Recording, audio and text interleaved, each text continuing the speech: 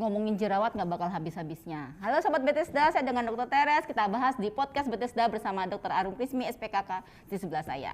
Yuk kita bahas mitos dan faktanya. Bener nggak ya? Halo Dr. Arum, apa kabarnya nih dok? Baik. Sehat ya dok? Sehat. Sumringah. Nah nih dok, kita akan bahas tentang mitos dan fakta tentang jerawat. Karena banyak sekali nih di luaran nih kadang-kadang bilang aneh-aneh ataupun mungkin tidak masuk akal dan kita harus meluruskan nih. Nah dok, kalau kita lihat nih, jerawat itu hanya terjadi pada remaja. Itu mitos atau fakta dok? Mitos. Mitos. Kenapa tuh dok? Karena jerawat sebenarnya bisa terjadi pada usia-usia yang kelenjar minyaknya aktif. Minyaknya aktif ya. Jadi dari mulai pubertas sampai kalau perempuan itu selama dia masih menstruasi, kelenjar minyaknya masih dipengaruhi oleh hormon reproduksi itu ya, jadi masih aktif. Jadi selama dia masih menstruasi masih bisa jerawat. Sampai kalau mau menstruasi jerawatan ini mumpungnya jerawat, berarti saya masih aktif secara nih. Oke, terima kasih dok untuknya. Yang kedua nih dok, minum susu menyebabkan jerawat. Mitos atau fakta nih dok? ada mitos dan ada faktanya. Apa nih dok, kita bahas nih kalau ada mitos dan fakta nih, ada yang abu-abu berarti nih dok. Iya, kalau menyebabkan tidak, memperparah iya. Menyebabkan secara langsung tidak ya, tapi dia memperparah. Kenapa dok bisa memperparah? Ada beberapa hal sebenarnya, dan itu sesuai dengan hasil-hasil penelitian ya. Jadi memang dicurigai, kalau ini kita bicara tentang susu sapi ya dok, bukan susu kedelai ya? Bukan susu kedelai atau susu almond ya, kita batasi saja ya? Susu sapi ya. Susu sapi dan berbagai macam produknya. Jadi bukan hanya susu sapi segar, tetapi juga susu sapi yang dalam kemasan. Produk olahannya juga ya dok? Ya, karena sapi itu kan mamalia ya dok, mamalia yang normalnya seperti manusia. Kelenjar susunya itu hanya aktif kalau dia mempunyai anak. Nah, pada sapi perah, pemilik sapi perah akan memberikan hormon-hormon tertentu supaya susunya terus diproduksi sepanjang tahun.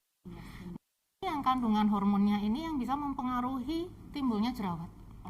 Gitu. Kemudian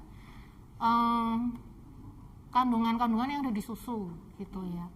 Kalau susunya rendah lemak, gitu ya, susu rendah lemak itu dia bisa memberikan alarm palsu gitu ya ke kulit bahwa oh ini lemaknya kurang nih, gitu. Jadi kelenjar minyak yang ada di kulit itu justru akan lebih aktif.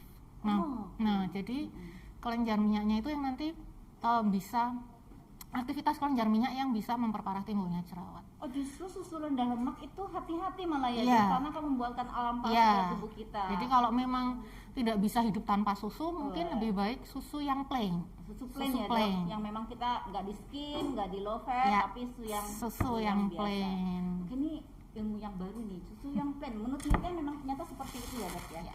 Oke, satu lagi nih dok, kita ngomongin makanan nggak bakal habis-habisnya. Coklat dan kacang lah terutama menyebabkan jerawat. Bisa disebut mitos sih dok. Mitos ya. Mitos ya. Sebenarnya kalau dari coklatnya sendiri tidak, bubuk coklat ya, coklatnya sendiri tidak. Tetapi kalau dia sudah diolah menjadi produk-produk coklat batangan, kemudian ya makanan-makanan coklat gitu, itu bisa memperparah sih. Kalau menyebabkan enggak ya, tapi memperparah kandungan yang dari coklatnya itu ya dok ya, kandungan dari produk-produk olahannya sebenarnya ya yang paling banyak sebenarnya kandungan gulanya. Gula. Jadi kalau sudah gula yang sangat perlu diwaspadai ya, termasuk seperti tadi misalnya hubungannya dengan susu. Kalau kita pilih yang plain masih lebih lumayan dibandingkan kita memilih susu coklat. Boba, susu coklat, susu stroberi, susu pisang gitu yang ada rasanya, dan kalau dilihat sebenarnya kandungan gula di produk itu tuh produk kemasannya itu cukup tinggi. Jadi sebenarnya yang bermasalah itu gula-gula di produk makanan, bukan makanannya itu sendiri. Jadi kita kalau misalnya jerawatan hindari gula ya dok, karena akan memperparah. Kurangi sebenarnya dok, kurangi. Kemudian diganti dengan gula-gula yang lebih kompleks ya, jadi bukan gula yang Jadi benar kan simpleks. teman-teman, gula itu nggak cuma bagus untuk kesehatan tubuh, nggak bagus untuk kesehatan tubuh, tapi ternyata untuk kulit juga bermasalah. Jadi harus dikurangi, bukan berarti sama sekali tidak boleh. Dan pilihlah gula yang lebih baik untuk kesehatan tubuh, yang gula kompleks. Berarti makan nasi merah boleh. Boleh. Sedikit. Nah nih Dok, kita habis ngomongin makanan, kita ngomongin satu lagi nih. Dok, kalau matahari apakah benar membantu mengurangi jerawat? Mitos atau fakta? Mitos kalau itu, Dok. Mitos ya Dok ya? Iya. Jadi kerut kali ya Dok? Harus dibedakan antara coklat yang bubuk dan coklat yang memang ya kalau kita bicara tentang coklat-coklat bahkan kita ngomongin banyak coklat sekali, gitu kan. benar. Kadang-kadang kita ngomongin coklat nggak di buah coklatnya, nggak di coklat bubuk yang 100% ya, tapi campuran-campuran ingredients yang di situ. Nah nih Dok, kita habis ngomongin makanan, kita ngomongin satu lagi nih. Dok, kalau matahari apakah benar membantu mengurangi jerawat? Mitos atau fakta? Mitos kalau itu Dok. Mitos ya Dok ya? Iya. Malah jadi kerut kali ya Dok ya kalau kejemutan apa flek. Sinar matahari memang diperlukan tubuh sih gitu ya. Memang secara teori iya diperlukan tubuh untuk produksi vitamin D gitu kan. Tetapi kalau hubungannya dengan jerawat, kita mau berjemur berapa lama supaya jerawat mungkin Nggak ada ya? mungkin jadi ya, Dok, ya? kalau dijemur gitu jerawatnya jadi mateng mungkin ya Dok. Kering Pecah gitu ya. Terus jadi flat terus ya. Masa nanti kita Ya. harum lagi. Nggak apa-apa. Berarti mitos ya Dok ya. Oke, lanjut lagi nih. Ini sangat menarik pembahasan tentang ini. Abis ngomongin matahari, kita ngomongin tabir surya. Tabir surya ya, sunscreen. Apakah sunscreen dapat meningkatkan terjadinya kejadian jerawat? Jadi pakai sunscreen malah jadi jerawatan nih Dok. Silakan Dok. Kalau bentuk sediaannya tidak tepat iya. Karena sunscreen itu kan bentuk sediaannya macam-macam ya Dok. Iya, ada yang krim, ada yang benar-benar lengket sekali, ada yang gel, ada yang liquid gitu, ada yang spray gitu. Nah, dengan bentuk sediaan yang tepat, sebenarnya pasien yang berjerawat pun sebaiknya menggunakan sunscreen gitu ya. Karena obat-obat jerawat yang biasanya digunakan malam hari itu sebenarnya kan dia photosensitizer ya. Photosensitizer, kemudian mungkin ada pengelupasan minimal di kulit yang tidak terlihat, dan itu kalau kita kena paparan sinar matahari paginya harus dilindungi. Jadi tetap harus pakai sunscreen sih, tapi perhatikan itu tadi bentuk sediaannya aja. Bentuk sediaan dan harus pakai sunscreen, tapi kita perhatikan bentuk sediaannya untuk mencegah timbulnya jerawat ya Dok ya. Oke. Dan juga komplikasi setelah jerawatnya itu justru malah kita harus hindari karena lebih susah kadang-kadang ya Dok ya. betul. Nah, nggak cuma jerawat aktifnya aja. Nah, Dok ngomongin lagi tentang bersih-bersih muka. Kalau kita jarang bersihin muka, apalagi pada pria-pria nih ya, apakah akan menyebabkan jerawat Dok? Silakan Dok. Fakta, mitos atau fakta? Jarang itu dalam artian bagaimana ya Dok? Karena nggak pernah cuci muka. yang baik sih yang jelas wajah tetap harus dicuci dengan sabun yang tepat begitu ya. Maksimal penggunaan sabun adalah sebaiknya 3 kali sehari. Itu udah maksimal ya Dok, 3 kali ya. Mungkin ada yang beranggapan bahwa karena saya kalau pakai sabun itu jerawatan, jadi saya walaupun mandi pun cuma cuci muka aja nggak pakai sabun. Nah itu yang kurang tepat. Oh gitu ya Dok. Karena tetap harus pakai sabun, karena sabun itu membantu membersihkan kulit-kulit mati yang menempel, kemudian lemak dan sebagainya gitu, yang menempel di kulit wajah.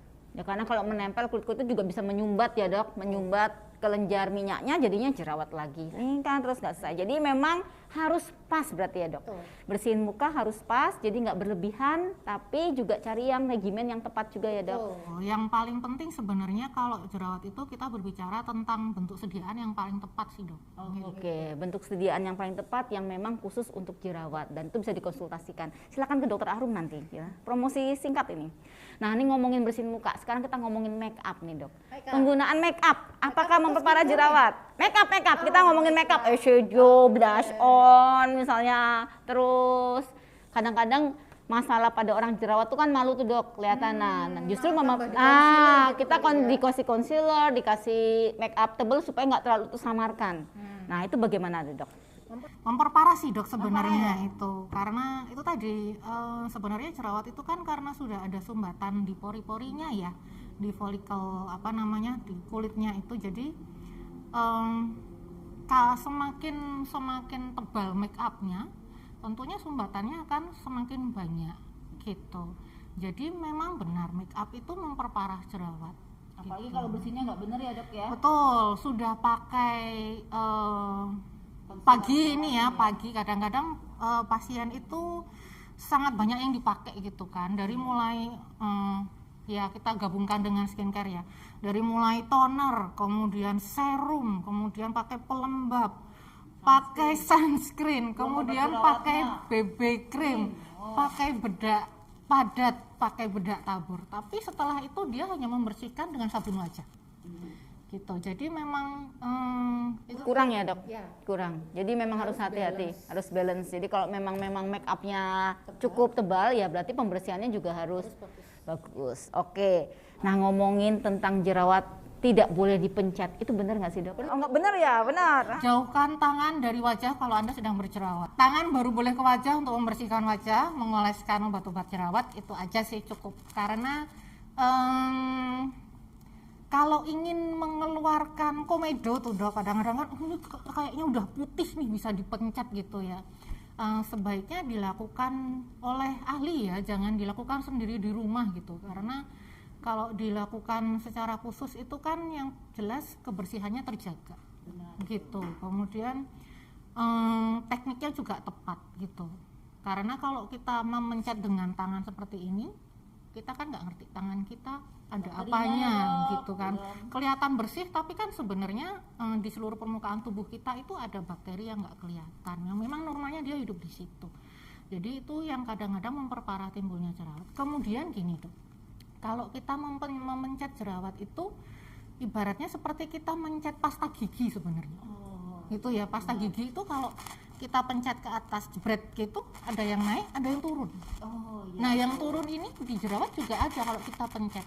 Justru itu yang kadang-kadang bikin nambah masalah gitu. Kayaknya kemarin putih-putihnya udah tak keluarin tapi kok tambah gede.